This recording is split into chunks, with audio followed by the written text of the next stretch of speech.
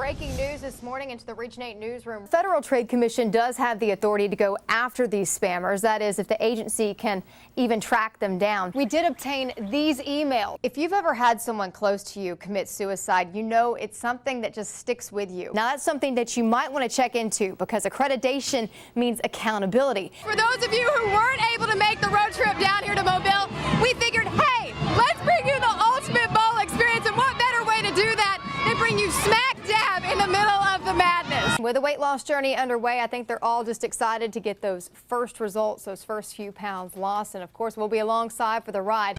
Football is a very physical sport, and all of those hits can add up with some serious consequences for your kids. But guess what? There's some new technology out there. It's all designed to keep them safer on the field with helmet sensors. Matt Gutman has more on the new technology. Good morning, Region 8. Today is Friday. It's finally here, September 5th. I'm Amanda Hanson. Thanks so much for starting your morning off with us. Of course, Friday, that means Friday night football. A lot of people are excited about that. Andrew joins us now. How's the morning shaping up? Well, this morning looks pretty nice. We're not... Thanks, Justin. You are taking a live look right now. This is at Ground Zero in New York City at the fountain right there. Today marks the 13th anniversary of the 9/11 attacks. Ceremonies will be hosted later today for victims that lost their lives in the worst terror attack ever on U.S. soil. Lawmakers presented a congressional gold medal to each of those memorial sites where thousands lost their lives. One medal will go to the Flight 93 National Memorial in Pennsylvania, one to the 9/11 Museum in New York City, and one to the Pentagon. House and Senate leaders also honored fallen soldiers of the 9/11 attacks yesterday. ABC News will air a special report and a moment of silence when the first plane hit the World Trade Center. That's going to begin at 7:44 this morning. And we will be tracking that on KEIT. The Pentagon will host remembrance events this morning. President Obama, Secretary of Defense Chuck Hagel, and Army General Martin Dempsey will attend a ceremony that begins at 9:30 this morning. Kids at Annie Camp Junior High will hear a first-hand account of a man that was in the World Trade Center. The special assembly will start at 8:30 this morning. We will have coverage of that tonight on Region 8 News. The VA wants to hire new workers. The department is launching a recruitment campaign to attract doctors, nurses, and other healthcare professionals. But getting doctors to work at the VA will be a pretty hard sell. The department's reputation took a hit this year after the revelation of secret waiting lists and excessively long wait times. There are also plans to increase support staff and fill positions like chaplain, clerk, and electrician. The exact number of vacancies is not clear. This summer, the VA said that it had about 36,000 empty healthcare positions available. Continuing coverage this morning, in a national address, President Obama broke his silence and unveiled what role the U.S. will play in the fight against ISIS militants. Well, Symphony Privet joins us now. She has the very latest. Symphony. Thanks, Symphony. The crosses are gone, but the outrage lingers. ASU Athletic Director Terry Mohajer made the decision to remove crosses placed on the football team's helmets. Those crosses, a memorial for football players Markel Owens and equipment manager Barry Wire Jr. Both were killed in two separate incidents that happened just earlier this year. The football team decided to honor their friends and teammates with those crosses, but someone complained, and Mohajer said he had no choice but to remove those crosses. And you have heard it time and time again. Do not drink and drive. DUI and DWI checkpoints are happening this week, and Jonesboro police will conduct sobriety checkpoints to crack down on impaired drivers. From 2008 to 2012, there were 50 deaths on Jonesboro roadways. 12 of them were alcohol related. Lieutenant Steve McDaniel with JPD says a state-funded grant allows extra enforcement to keep you safe on the roads. Expect the checkpoints to begin tomorrow.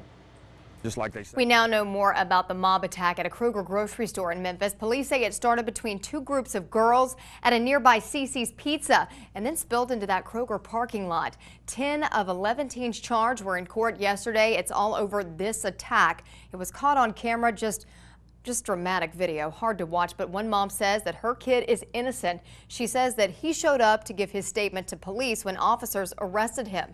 The mother says that her son was at the parking lot but was not involved in that attack.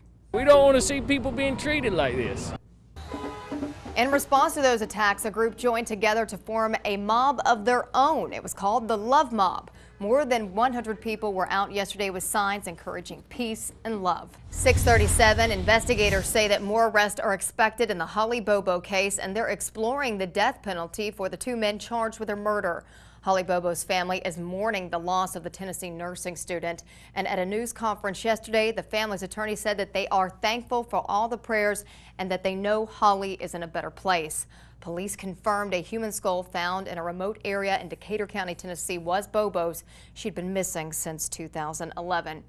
Today, ASU sorority student Natalie Jo Eaton, who was severely injured at a frat house, will begin rigorous rehabilitation at a facility in Atlanta. Eaton was injured last month when she was impaled in the neck by a sharp fragment from a broken golf club. Natalie's family wants to thank the community for all of their support, but asks for privacy. 20 till 7, the fourth American patient infected with Ebola is back in the U.S. receiving treatment. The unidentified patient is now treated at Emory University Hospital in Atlanta. Like the three other patients, this person will be placed in the hospital's special isolation unit to ensure the deadly virus doesn't spread. The World Health Organization describes the growing Ebola outbreak as a dire emergency. The deadliest Ebola outbreak in history has already taken more than 2,100 lives in Guinea, Sierra Leone, Liberia, and Nigeria. The U.S. government announced a $10 million contribution, all to help combat the Ebola outbreak in West Africa. That money will help train and equip some 100 additional health workers in the area. Time to announce a new winner in our Find Blitz contest. We want to say congratulations to David Kelly of Kennett. You will receive a family pack of barbecue from Mr. T's at Riverside. Now, here is today's clue. Blitz is becoming a health nut. Go to KITA.com and search our website for Blitz. You must be 18 or older to win. 1 entry per person per day and 1 entry by mail per person. Good luck and happy hunting. Go find that pig. That's right. Yeah, many of us would love to travel to Hawaii. I think it's safe to say, but maybe not for the same reasons that this little girl did. Probably not, but stick around to hear how Make-A-Wish helped this little girl complete her personal mission to Hawaii. And some amazing video to show you this morning. Monster storms on both sides of the country triggered deadly flooding. High water pretty much took control of drivers that were submerged in water. You see people trying to push them out there. It was quite a mess, and it left miles of mud and devastation in their wake. Tamon Bradley has the very latest. And tonight is the night many of you in Region 8 have been waiting for. FFN kicks off tonight. We're going to tell you where we're heading. And of course, with that, people want to know what to expect. Obviously, they'll probably be swatting off some mosquitoes, but That's right. What are we looking at weather-wise? Well, right. Thanks, Andrew. Businesses, watch out. Bogus money that looks so real it passes security measures. According to Dexter, Missouri police, crooks used real $10 bills and then transformed them into $100 bills. And when businesses use a counterfeit marker, the bill is good because it's real currency. Investigators advise businesses to be on the lookout for any fake bills. And if you have any information about them, contact police. Crews have found a man and his son along the White River in Independence County. According to OEM Director Glenn Willis, crews found the man's boat overturned about 11 miles south of Batesville. The man and his son were found safe. Willis says that they are in good condition. A Jonesboro nurse faces fraud charges this morning over numerous fake prescriptions used at businesses across Jonesboro and Paragould. Now, according to police, Terry Poole was caught when a pharmacist at Super V Drug flagged a prescription from a surgery center in Jonesboro. An employee there confirmed that the prescription was a fake. Well, during the investigation, police learned that Poole forged prescriptions for 5 people and herself, and they were allegedly used at Kroger, Walgreens, and Walmart. Well, fall is here, but the mosquitoes are still in full force. Some places in Region 8 are really suffering from the annoying bugs, so do not be alarmed if you find yourself swatting them off when you step outside today or maybe at the football game tonight. Harrisburg Street Superintendent Derry Faulkner says that the city employees spray the town every single night because the rice fields and the summer months going from very wet to very dry caused a problem for them, so spraying every night is a must unless it's raining. Faulkner says it takes about 3 to 4 hours to spray everything within the city limits. The guys take turns. It's volunteer. If they don't volunteer, then everybody has to take a nap for the city employees or street employees. The city will continue to spray for the next 2 weeks before shutting down for the season. New information, this year's NATO summit will probably rank as one of the most important summits in history, according to the NATO Secretary General. Well, Tori Dunnan has the latest.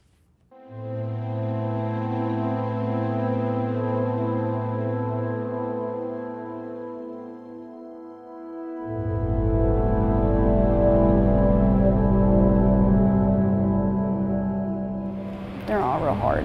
That's my middle sister, Denise. She's the one who died first. We were cleaning house and I heard the gunshot. And when I walked to the door, she had just fallen back on the bed, straight back on the bed, and the blood had just started coming out. And that's not something you forget. And she's still not forgotten. Mary Robertson was 17 when she lost her sister Denise. They were just a year apart. I didn't think it was okay to talk about it. I was afraid if I mentioned it, somebody else would have a breakdown or something, you know, it would cause somebody else a lot of pain. So I just kept it to myself. But Mary told me that inner struggle eventually led her to a dark place. Really seriously thought about it because those images were rough. And it was a scar that she kept private for over a decade. I woke up one morning and I looked in the mirror and I decided, you know what? You got kids. This is ridiculous. You can't do this. I went and got help, started talking. Counselors, therapists, really anyone who would listen. People need to know it's okay to talk about it. It's not healthy not to. It's just not. But this wouldn't be the only person close to her to take their own lives. In '03, I lost a dear friend that was pretty much like a son to me. And then the next year, I lost my baby sister.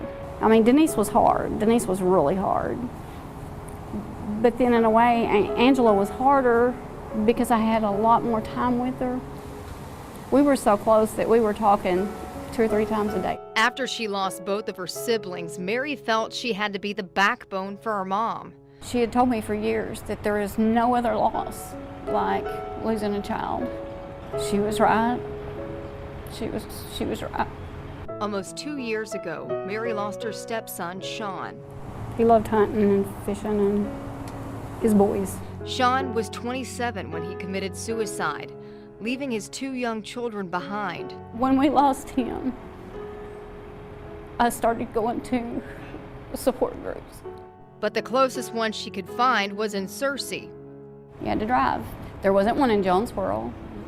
I would like to see that happen. She has since started her own support group in Batesville that meets once a month. I've kind of taken these scars and decided that my purpose is to try to stop some of this madness. Try to, if one person will listen to me and come out of that dark place, then I've done what I set out to do.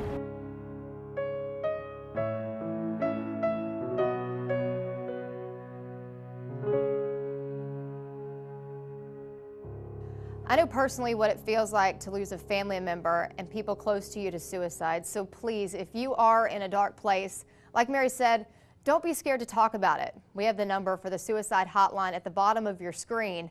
And for other resources about support groups across the state, how to talk to loved ones, and upcoming seminars, you can find it all in this story at our website, KEIT8.com. Amanda Hanson, Region 8 News.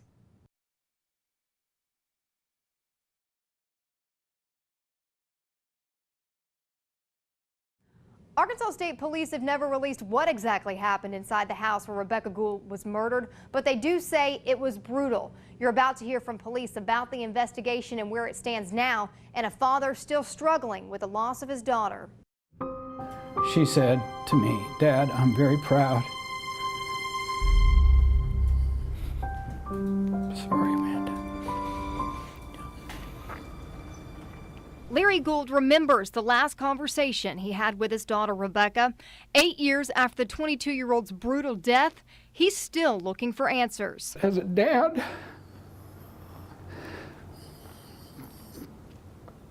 I just want closure.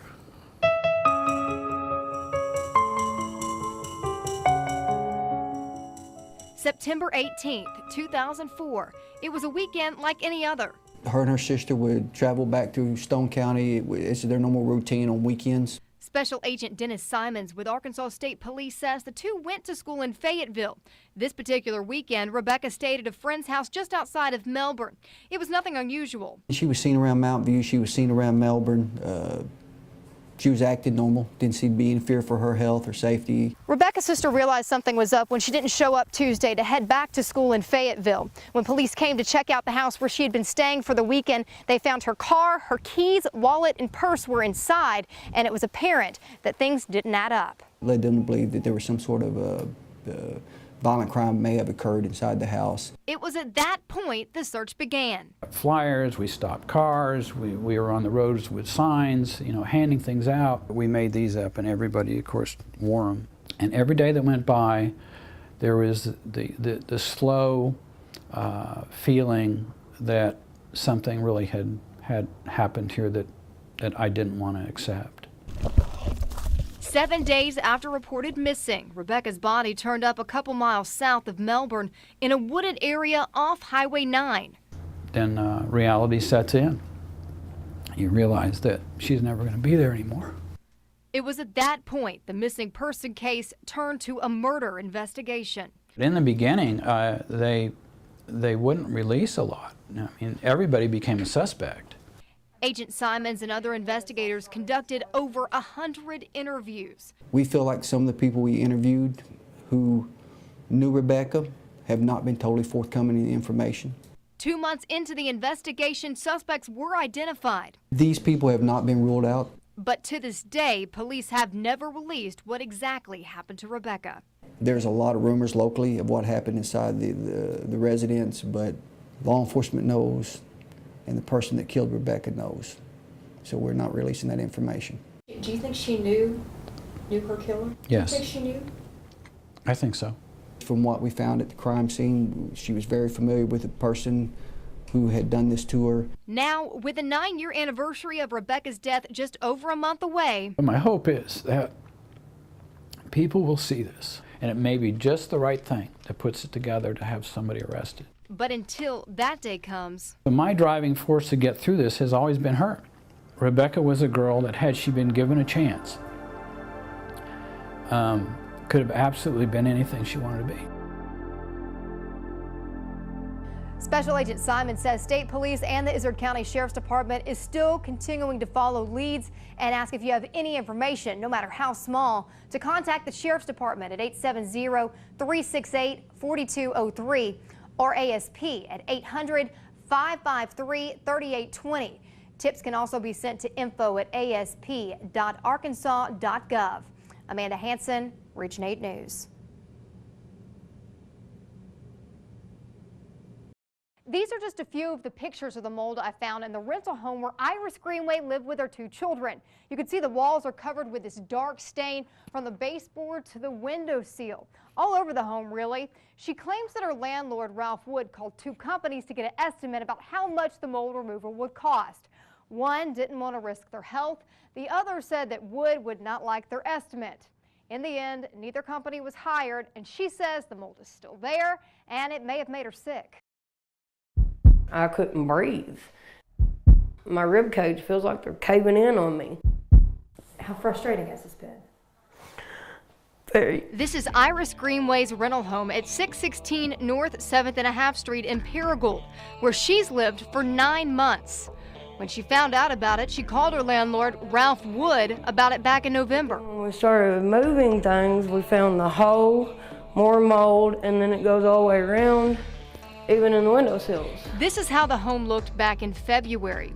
Walls covered with hundreds of black rings. And this mold is so bad, just look at the window seal here. You can see it lines the window seal, goes all the way down the wall to the floorboard. And what's even worse is Iris's mattress was butted up against the wall. When we raised it up, I saw it. It was sopping wet and black. I was born with lung problems. I've got asthma, emphysema, and COPD. So I was used to waking up, coughing, couldn't breathe, but it just got worse. Iris was even diagnosed with a lung infection. As you can see, this letter from her doctor states the mold in the house could be the underlying cause. He told her to move out. I live on Social Security. I can't afford to just up and move. I don't even have a vehicle. I did have, but I sold it to be able to get my kids Christmas.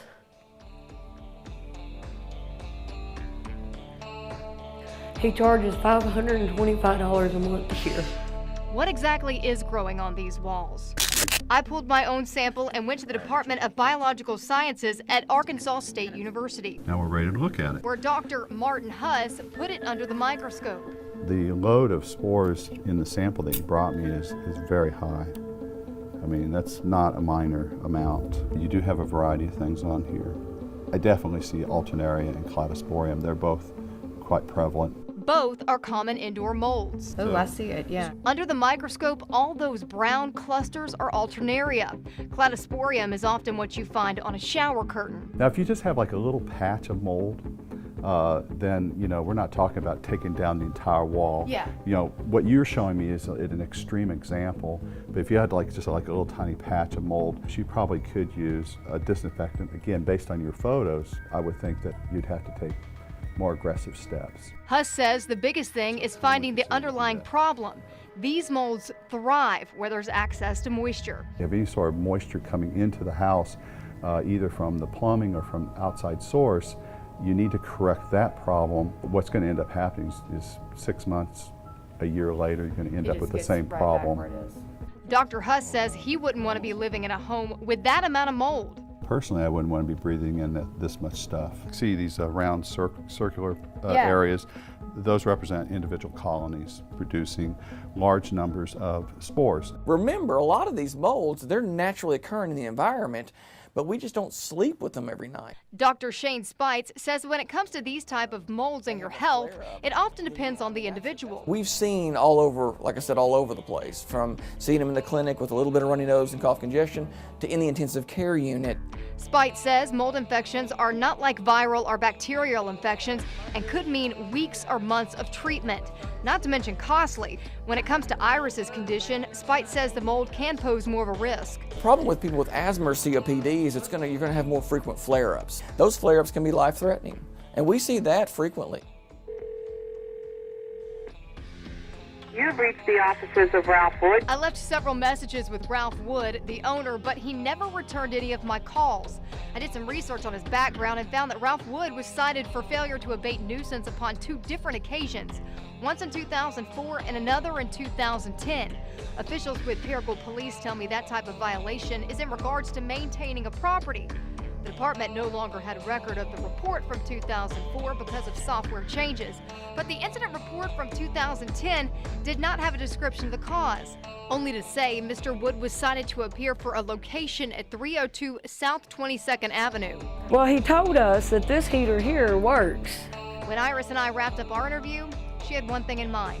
To get my stuff out of here and get my kids out of here. A week after our interview, Iris was finally able to move out of the home. We never were able to find out why the mold was not removed, but if you want to learn a little bit more about some of the most common indoor molds and preventative measures that you can take, we have a link to the CDC website attached to this story at KIT8.com. Amanda Hanson, Region 8 News.